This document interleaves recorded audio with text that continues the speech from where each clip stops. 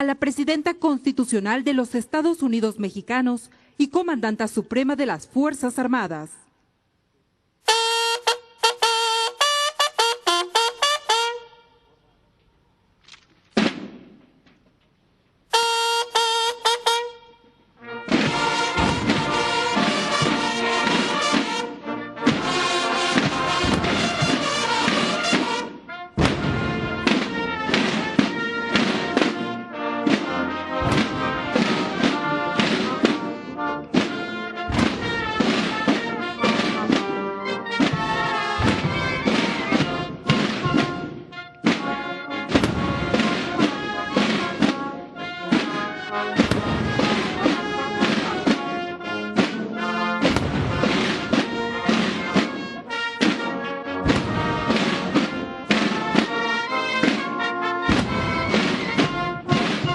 El general Ricardo Trevilla Trejo, secretario de la Defensa Nacional y Alto Mando del Ejército, Fuerza Aérea y Guardia Nacional, hará uso de la palabra. Doctora Claudia Sheinbaum Pardo, Presidenta de la República y Comandanta Suprema de las Fuerzas Armadas, compañeras y compañeros del Gabinete Legal y Ampliado del Gobierno de la República, agregados de defensa, militares, aéreos, navales y policiales acreditados en nuestro país, funcionarios y compañeros de armas de las Secretarías de la Defensa Nacional y de Marina, señoras y señores, a todas y todos, muy buenos días. El nacionalismo mexicano se originó desde nuestra independencia y tuvo un gran impulso en la gesta heroica de 1847, cuando el pueblo de México,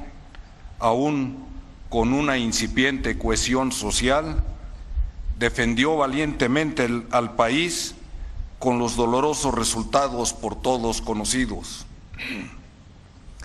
Ese episodio fue una gran lección que permitió encarar con unidad nacional la memorable batalla de aquel 5 de mayo de 1862, donde el Ejército de Oriente, comandado por el ilustre general Ignacio Zaragoza, derrotó al ejército francés, el más poderoso de aquella época.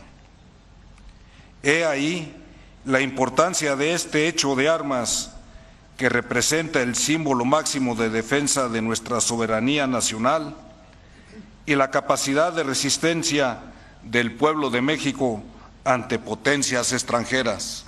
Jóvenes del Servicio Militar Nacional, clase 2007 y mujeres voluntarias, protestan honrar y defender con lealtad y constancia esta bandera que simboliza la independencia, el honor, las instituciones y la integridad del territorio nacional.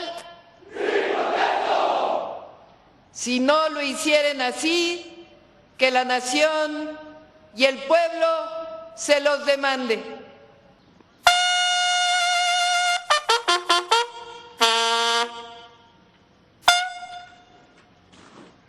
Escuchemos el mensaje que dirige la doctora Claudia Sheinbaum Pardo, presidenta constitucional de los Estados Unidos mexicanos y comandanta suprema de las Fuerzas Armadas. Nunca olvidemos que la independencia de México ha sido construida con el heroísmo de un pueblo que la ha conquistado una y otra vez. Está escrita con dolor, sacrificio y con la voluntad inquebrantable de generaciones que se negaron a ceder su destino. Nunca olvidemos que nuestra historia está marcada por la resistencia frente a las invasiones extranjeras y también por las traiciones internas de quienes desde el conservadurismo han apostado por someter al pueblo y entregar a la patria. Antes de la gloriosa batalla de Puebla del 5 de mayo de 1862, que hoy conmemoramos con orgullo, México había sido puesto a prueba una y otra vez. Nuestra joven república enfrentó constantes intentos de intervención por parte de potencias extranjeras, posteriores a la consumación de la independencia de 1821. Por cierto, para muchos de los sesudos juristas que hoy abundan, los argumentos para las invasiones se sostuvieron en todos los casos en supuestos jurídicos desde la perspectiva del invasor. Así ocurrió en 1829, cuando, argumentando que México seguía siendo parte de la corona española, el general Isidro Barradas intentó invadir nuestro país. Apenas superada esa amenaza, fue de abril de 1838 a marzo de 1839, con motivo de unas demandas judiciales de empresarios franceses por daños a sus negocios, entre ellas la de un repostero que exigía reparación por 60,000 pesos por consumo de pasteles, que Francia bloqueó el pueblo de Veracruz y exigió el pago de 600,000 pesos. Sobre este supuesto que rayaba en lo absurdo, se justificó la llamada Guerra de los Pasteles. Desde entonces fue evidente que no era un conflicto por deudas, era la ambición de un imperio decidido a aprovechar la fragilidad de una nación naciente. Esa misma lógica se repitió en 1846, cuando bajo la doctrina del destino manifiesto, Estados Unidos invadió México, provocando la dolorosa pérdida de más de la mitad del territorio nacional. Recordemos también, hagamos memoria, que en defensa de los fueros y privilegios provenientes de la colonia, los conservadores se levantaron en armas contra la Constitución de 1857 y las leyes de reforma. Del 17 de diciembre de 1857 al 11 de enero de 1861 vivimos la Guerra de Reforma. Tras el triunfo liberal en la Guerra de Reforma, Benito Juárez asumió la presidencia después de una elección. En 1861, en medio de una profunda crisis económica, sin recursos y con una deuda externa enorme. Ante esta situación, tomó una decisión difícil, pero necesaria bajo su consideración: suspender temporalmente el pago de la deuda externa para proteger a la nación. Esta medida provocó la reacción de potencias extranjeras. España, Inglaterra y Francia enviaron tropas, amenazando nuevamente nuestra soberanía. Juárez decide abolir el decreto de no pago para proteger la soberanía, pero aún así, habiendo abolido ese decreto, llegan a Veracruz embarcaciones de los 3 países. Se justificaba la invasión, de acuerdo con estas potencias, por la deuda que México tenía con ellas. Juárez logra, mediante la diplomacia, evitar la invasión de España e Inglaterra. Sin embargo, Francia, impulsada por el proyecto expansionista de Napoleón III, decidió intervenir. Por cierto, entre las reclamaciones de Francia estaba el pago de intereses abusivos de la casa de banco Hecker, que le había dado préstamos leoninos al bando conservador durante la Guerra de Reforma. Así, el ejército francés, considerado entonces el más poderoso del mundo, avanzó sobre territorio mexicano. Frente a esa fuerza, el 5 de mayo de 1862, aquí, en Puebla, un ejército compuesto en gran medida por hombres del pueblo, entre ellos indígenas acapuastlas, logró lo que parecía imposible: derrotarlo. El general que llevó a cabo esta heroica misión fue Ignacio Zaragoza. Zaragoza había nacido un 24 de marzo de 1829 en Bahía del Espíritu Santo, en Coahuila, cuando Texas aún formaba parte de este estado mexicano. Apenas unos años después, en 1836, siendo todavía un niño de 7 u 8 años, Texas se separa de México.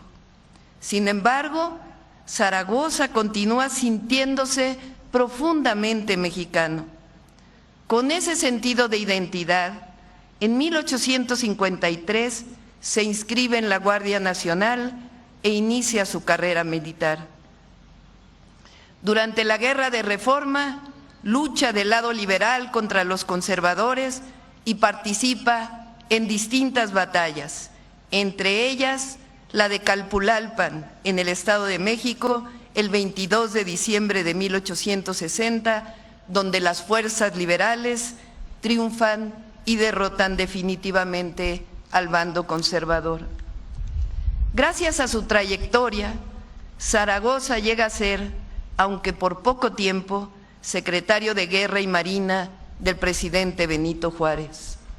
Ante la inminente invasión francesa, Juárez lo nombra comandante del Ejército de Oriente, encargándole la defensa del país. Las palabras de Zaragoza a su ejército el 4 de mayo resuenan en este lugar histórico. Dice su escrito: soldados, os habéis portado como héroes combatiendo por la reforma. Vuestros esfuerzos han sido coronados siempre del mejor éxito, y no una, sino infinidad de veces. Habéis hecho doblar la cerviz a vuestros adversarios. Loma Alta, Silao, Guadalajara, Calpulalpan son nombres que habéis eternizado con vuestros triunfos, decía Zaragoza un día antes de la batalla de Puebla a su ejército. Pues hoy, les dijo, vais a pelear por un objeto sagrado, vais a pelear por la patria. Y yo, decía Zaragoza, me prometo que la presente jornada la conquistaréis. Será un día de gloria. Nuestros enemigos, les dijo ese ejército, son los primeros soldados del mundo, pero ustedes son los mejores hijos de México. Ellos quieren arrebatar vuestra patria. Soldados, veo en vuestra frente la victoria y la fe. Y dijo entonces: viva la independencia nacional, viva la patria. Este extraordinario mexicano fallece unos meses después por enfermedad. Ya no conoció que después del triunfo de la batalla de Puebla, los franceses se fortalecieron. En septiembre y octubre de 1862 desembarcaron más tropas francesas en Veracruz, que por cierto pocos lo saben, unidos a contingente de mexicanos monarquistas, alcanzaron en junio de 1863 la Ciudad de México. El pueblo de México resistió una vez más aquí en Puebla. Fueron 62 días de sitio que González Ortega y Comonfort lograron resistir aquí en este lugar, un año después de la derrota del ejército francés.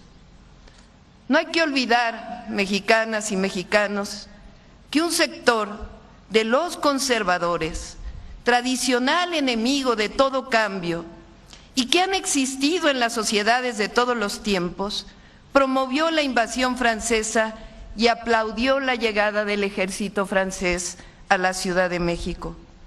Su objetivo era que en México se instalara una monarquía y no una república.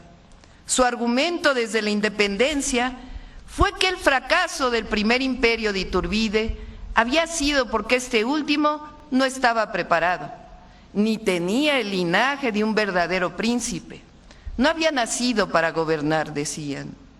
Pero por eso había que establecer una monarquía de verdad, con una auténtica persona de linaje, y como aquí no existían en México, había que importarlo de Europa. Nunca pensaron que Iturbide fue derrocado porque había traicionado al coronarse como emperador y por eso perdió el poder. Es así que los conservadores de entonces, como decíamos, celebraron la llegada del ejército francés a la Ciudad de México en junio de 1963. Y ante la duda de quién debía gobernar, buscaron a Napoleón III para solicitarle que mandara a México a un verdadero príncipe.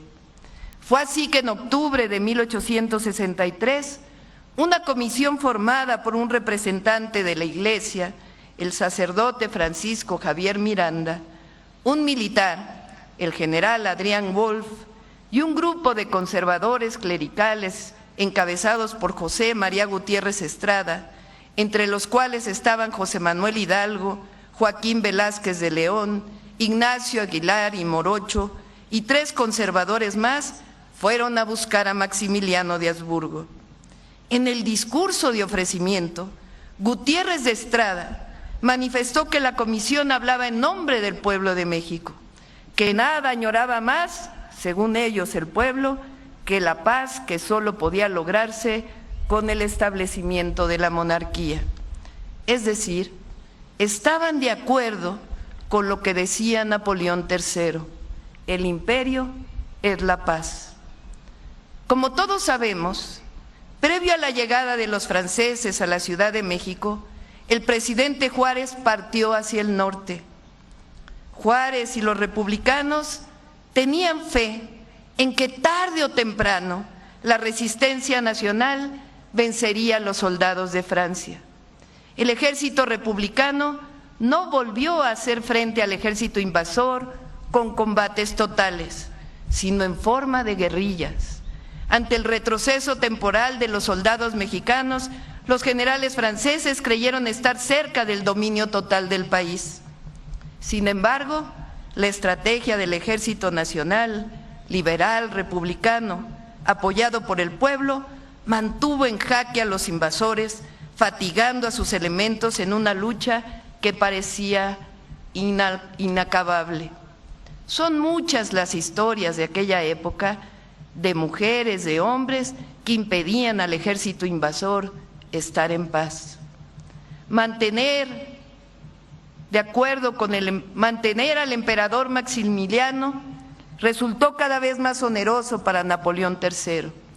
Es así que Juárez y los liberales mexicanos, junto con el pueblo raso, triunfan. Juárez regresó a la capital del país. Ese día, en un discurso histórico, el presidente Juárez le respondió al dicho de Napoleón III. Napoleón III decía: el imperio es la paz. Juárez contestó con su famosa frase: el respeto al derecho ajeno es la paz. Cuando hay momentos difíciles en la vida de los pueblos, siempre hay que recordar la historia y en todo momento hay que recurrir al gigante Juárez, un gigante que defendió a su pueblo, la libertad, la república y la independencia. Pero también hay que recordar el papel de los conservadores del siglo XIX en los momentos más difíciles de la historia, a esos que buscan la intervención extranjera en México, a los que hoy se vanaglorian y defienden la injerencia, a los que aplauden a las televisoras extranjeras cuando hablan mal de México. A ellos les decimos con verdad y justicia que quienes buscan el apoyo externo por no tener apoyo popular en nuestro país están destinados a la derrota. A quienes reviven la conquista como salvación, les decimos, están destinados a la derrota. A quienes creen que el pueblo es tonto, están destinados a la derrota.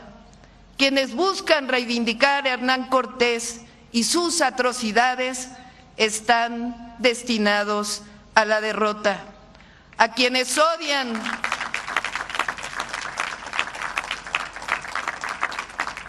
están destinados a la derrota moral. A quienes piensan que la presidenta se arrodilla, están destinados a la derrota.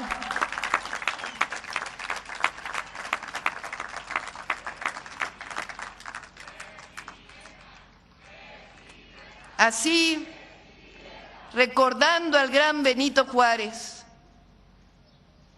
tras el triunfo de la República sobre el Segundo Imperio Mexicano, dijo: el triunfo de la reacción es moralmente imposible. A nuestros vecinos, a Estados Unidos, le decimos: recordemos el gran momento de relación entre Juárez y Lincoln, el reconocimiento de la República y el apoyo a Juárez es de las acciones más loables de nuestra histórica relación. Pero también a cualquier gobierno extranjero somos claros y contundentes. La historia nos dice que el pueblo de México no se equivoca cuando se trata de defender la soberanía nacional.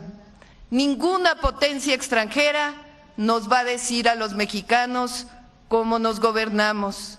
Somos libres, como los indígenas que partieron a las montañas durante la conquista para conservar su derecho a organizarse como ellos decidieran. Somos un pueblo que ama su libertad, su independencia, su soberanía y estamos dispuestos siempre a defenderla. La libertad y la independencia son justicia y soberanía. Mexicanas y mexicanos, vivimos tiempos extraordinarios. No olvidemos nunca que el camino siempre está marcado por la honestidad, por el amor al pueblo y por el amor a la patria, a la independencia, a la libertad y a la soberanía. Y lo digo con orgullo, nunca se nos olvida.